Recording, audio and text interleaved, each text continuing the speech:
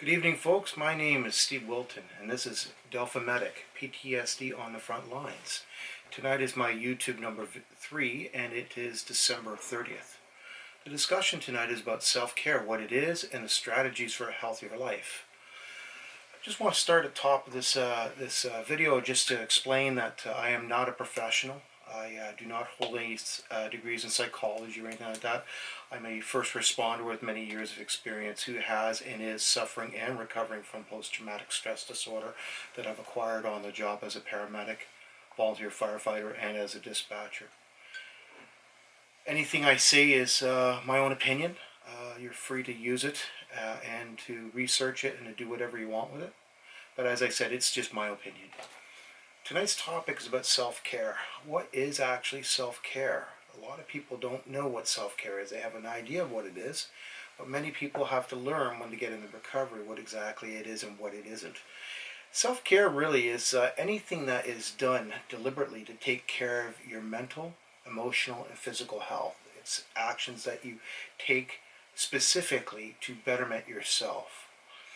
As first responders, we're so ingrained to take care of everybody else on the job, on calls, at home, friends, family, that we quite often overlook our own physical needs and our own emotional and spiritual and psychological needs, and we put our issues and things on the back burner. The issue of getting down to self-care is about doing things for ourselves that are healthier, and healthy things are something that we don't always do so well. If we do or take on a task that's going to be considered self-care, it's got to be something that we look as self-care and that it's something that we want to do or it won't work very well. My first journey into self-care really started about in 2015 when I was at a facility called Homeward, and I learned what self-care was. Self-care is kind of one of those long-term things. It's you learn as you go along. You find out exactly what your needs are, and then you do what you need to do on a daily basis to re-energize yourself. A lot of people think that self-care takes away from other people, but really, without good self-care, it decreases my ability to help other people or be as effective as I'd like to be. It's kind of like having a gasoline tank in your car, and if you run it low and then you get into trouble, you're going to run out of gas and you're not going to be very effective to get from point A to point B. Self-care is very much like that. We need to make sure that we keep our own personal, spiritual, emotional, and psychological reserves up high, and we refill them by doing various different things. It's about, for me, self-care is about getting a balance back in my life. Which is a new experience. It's something that I've had to learn over the last couple of years, that it's not just about a physical balance. It's a physical balance, it's a spiritual, it's emotional, and it's a psychological balance. And there's different things that energize those different avenues of my life. Self-care is also something that some people think it takes away from other people and other initiatives. And really, actually, it's something that really refuels us and gives us the energy to do more things for other people in the long run. A couple of the things I want to go over as far as what self-care is not. It's not selfishness. It's actually an act of being selfless, because you're actually taking care of yourself so that in the end I can be more effective for my mankind and my other friends and family, etc. You would think that the things that you do for self-care might take away from any other periods of time in my life, or I don't have enough time for self-care. Well, that's not the truth when you think about it.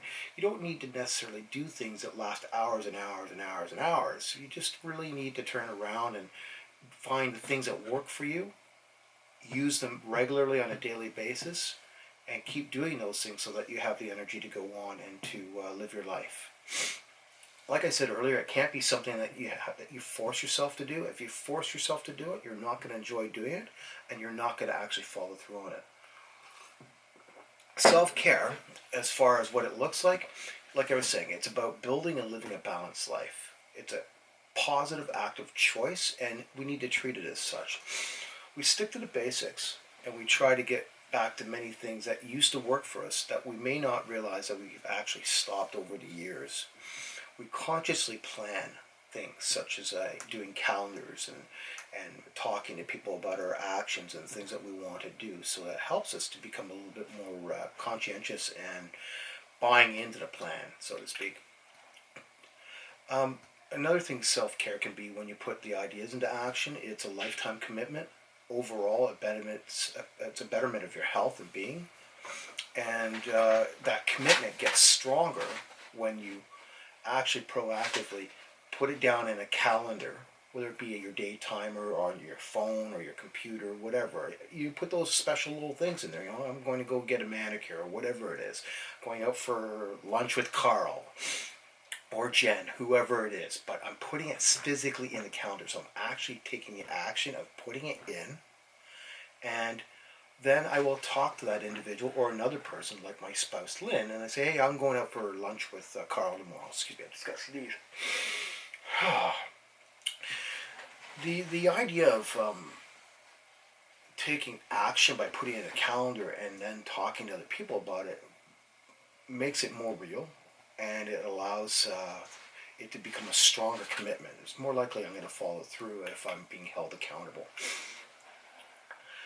Types of ideas for my self-care, for me, and now I'm gonna list a whole bunch of different types of self-care, and I'll be very honest with you. I do some of them really well, and other ones I don't necessarily do really well.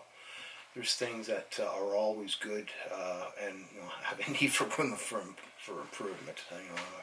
I'm certainly far from being perfect. I want to talk about some physical self-care things, simple things, sleep and sleep hygiene. It's important that we get a good 7 to 8 hours a night sleep if possible. The other thing they talk about sleep hygiene is we talk about no electronics about an hour before bed, no reading at bed, etc. It's a time there where you need to take that last hour to start desensitizing your mind and kind of just slowing down and getting into that point of where you can try to get to sleep. Keeping a regular sleep pattern is exceptionally important as far as good sleep hygiene. A lot of people like sleeping in a cooler room. It helps promote a lot of people's sleep. And sleep in a very darkened, minimal silence type room is also really important. For myself, I use a sleep mask. I've used it for a number of years, and I find that it's actually quite well. It helps me for my sleep. Eating. Another physical thing, eating's extremely important. I can't tell you personally I'm very good at it. I go in periods where that I eat really well and nutritiously, and then I can go in periods where that I get up in the morning, I have 2-3 cups of coffee, I eat some junk food, I do something, I move on to the next task, so on and so forth. And by the time I realize it's bloody dinner time and I haven't had a decent meal all day. That is not good self-care in action. Good self-care in action is actually planning and eating 3 good nutritious meals that are reasonable for my diet. It's something I'm looking at working at. Exercise is fantastic. It's great for a bunch of different reasons. It instills commitment. It helps to release endorphins and natural body chemicals, which are exceptionally good for our moods, and it helps with our energy improvement. I had a lot of problems with this next one, and it wasn't intentionally, but I had a real hard time taking medications, and it wasn't that I wasn't interested in it. I would, like I said, I would get a case of the busies. I either get up in the morning, I'm really down, or I get up in the morning, I'm really driven, and I don't slow down and do the things I always need to do every morning. I've been doing better with this one. Taking medications at a regular time at nighttime and during the day. So important. It keeps your body in sync. I even use, I know this sounds silly, but a friend of mine suggested put a reminder in my phone that reminds me simply to take the medications. And I find now, because I've been doing that, I have been missing less medications during the day and during the evening. My evening medications, if I miss them, I'll be like sleepless till like 2 o'clock in the morning, and I won't figure it out until later. And then I'll go, oh Jesus, I forgot to take my night meds again. That's the problem. So I'll take them, and then I'll be kind of groggy in the morning. Or the opposite is I forget to take my morning meds, and because I use medications to help with my moods and my depression, I will find that if I forget them, I get short tempered. I hyper react really easy, and then I'll have a really crappy day, and then I'll go later in the day, what the hell's going on? And then I'll look at my meds. Oh, jeez, I missed my meds again. I've been finding in the last couple months since I put my sleep timer, or not my sleep timer, sorry, my medication timer in my phone, that it's actually been keeping me on track, and it's actually been helping. A couple other things that are really good for physical care, simple things such as make medical appointments, be proactive in your health, follow through on your medical appointments on a regular basis, get the tests you need to get done, try not to avoid those things. I know they sound silly, but for a lot of people like myself, sometimes I have a hard time even doing those simple things. Staying home when you're sick and taking care of yourself, or canceling your plans when you don't feel well. A lot of people, I'll speak for my spouse, Lynn, she pushes through like crazy. She gotta go to work, gotta go to work, gotta go to work. But she doesn't realize that by going to work and not taking care of herself and acknowledging that she's sick, she goes and becomes sicker and unwell longer periods of time instead of taking that time off and doing what she needs to do to get well and get strong again. Again, speaking for myself, grooming. Grooming is an interesting thing. I would never have thought that grooming was a self-care, physical self-care thing until 2015, and I know that sounds funny. I'm 50 years of age, and what, I'd have to be taught how to groom myself? Well, I gotta be reminded how to groom myself, because there comes days that if I'm having issues with my moods, or I get a case of the busies, I may not do appropriate grooming activities for the day.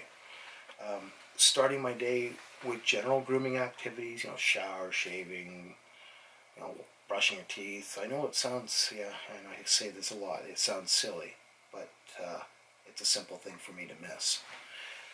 Taking care of my grooming needs also improves my mood. I tend to actually do a meditation when I'm in the shower that I really like, and that also helps with my moods. More physical things are really good. Massages, pedicures, manicures, and yes, real men actually get them, and they actually really do enjoy them.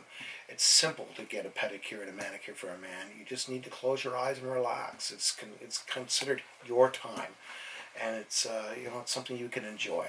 I know you don't necessarily see a lot of men in there, but who cares? I really don't care at this point. I go and I enjoy it, and it makes me relaxed. Physical activities which are really good: walking, running, swimming. More relaxing activities like reading, but read non-work material. Listen to music. I listen to music whether it is, it's totally dependent on my mood. Whether it be I'm in an angry, fired up mood, I might listen to something really hardcore, or I might listen to something really, really mellow and want to chill me out. And so I listen to music based on mood completely. I've mentioned writing before, and I'm going to keep mentioning writing. Writing is what's got me started in this whole thing. I apologize if I'm rocking. I fidget like crazy. That's probably because I'm not always as present as I'd like to be. Writing is an interesting task. It can be something as simple as writing down a few lines about how your day's going, or what you're thinking about, or what your plans are, or how your moods are. But the act of writing gets a lot of stuff out of our head and down on paper, and quite often those things stay to the paper, which is really good. Creative tasks, people like to paint, people like to do woodworking. Whatever that gets you going and promotes personal energy and you enjoy, and it's a creative process. It can be gardening, it can be planting plants in a pot, whatever it is. If it gets you going, gets you focused in doing the activity, it's fantastic, and it's really helpful. It gets you right out of this and into this, which is so important. I know we don't typically talk about sex out there in the world, but being physically sexual, either with yourself or with a partner, is so important. sexuality, as we all know, we know what it feels like, we know how good we feel after the fact, and it releases a lot of chemical endorphins as well, which are really good mood stabilizers and mood enhancers. Moving on to physiological care, physical care beyond the type of care that we've already been talking about. Um, Take time out from electronics. Get away from your TV. Get away from your phone. Get away from the internet. I have to learn how to do this a little better than I do now. I actually spend probably way too much time in front of electronics. Actually, if Lynn was to say was sitting here, she would tell you that yeah, practice what you preach, buddy. Yeah, like I said, I'm a work in progress. What can I say? I'm just a human being. Journaling, like I said earlier, writing, put stuff down. What's going on? How do you feel about it? What emotions are attached to it? What are your thoughts? What are your attitudes? What do you believe? The fact of writing things down is extremely healthy. And I didn't realize how healthy it was until about 18 months ago when I first started doing some notes and writing some stories, and then it's turned into, I'm hoping to be a book that I'm going to release later this into 2018. We lose a lot of things about being a kid. You know, when we grow up in adulthood and we get so focused on it. Learn to be curious again. You know, just be curious and in awe of what's around you. Take a look at nature. Take a look at the simple things you go outside. Like spring's an amazing time for me. It's watching the changes in the trees and with the leaf changes and stuff like that. It just blows my mind every single year. Even fall's good that way when you see the leaves change. There's a lot happening out there, and I know I take it for granted. Another thing that's really important is to learn a couple things about saying no and when to say no. If you automatically are going to say yes, maybe you should be thinking about saying no. That's my own opinion. It's important that we give ourselves the ability to say no and be accepting of that. We don't have to be everything to everyone all the time. My emotional self-care, I do a lot of different things. One thing is I do self-reflection.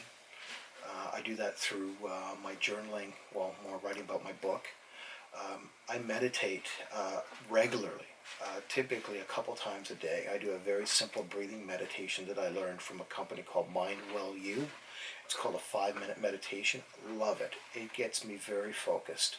It's very strong on breathing technique. There's thousands of different ways to learn to meditate, and there's lots of different apps on the iTunes store and the Android store and out there to learn and pick up.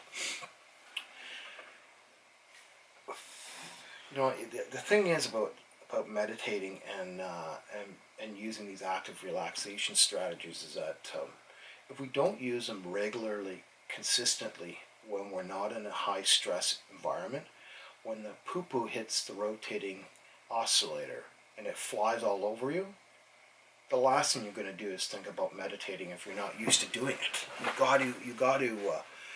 You got to put that practice in. And then meditation really is a huge practice. Take time to connect with others. You know, talk to people who are walking in the same journey that you're walking. It's so important. I connect through different couple groups, and I come and go with them. Some days I'm really good with them. Some days I'm not so good with going to those meetings. Positive self-talk. Anybody remember Stuart Smalley from Saturday Night Live? I can't even remember how it goes, but it's I just remember it. Just total personal affirmations.